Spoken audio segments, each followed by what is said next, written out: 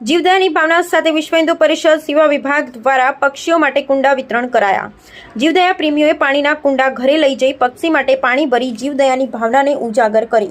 પાટણ શહેરમાં જીવદયાની પ્રવૃત્તિ કરતી અનેક સેવાભાવી સંસ્થાઓ કાર્ય કરી રહી છે, ત્યારે ઉનાળાની બળબળતી ગરમીને ધ્યાનમાં રાખી અબોલ પક્ષીઓ માટે વિશ્વ હિન્દુ પરિષદ સેવા વિભાગ પાટણ નગર દ્વારા બુધવારના રોજ શહેરના બગવાડા દરવાજા પાસે પાણીના કુંડાનું વિનામૂલ્યે વિતરણ કરવામાં આવ્યું હતું।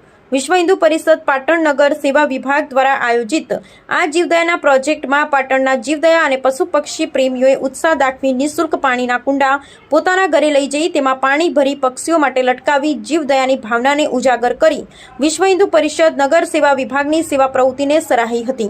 પાટણ શહેરના બગવાડા દરવાજા ખાતે આયોજિત નિઃશુલ્ક કુંડા વિતરણના કાર્યક્રમમાં વિશ્વ હિન્દુ પરિષદ તેમજ બજરંગ દળના કાર્યકરો ઉપસ્થિત રહી પ્રોજેક્ટને સફળ બનાવ્યો હતો। Bureau report Alpesh Shrimali Deesa.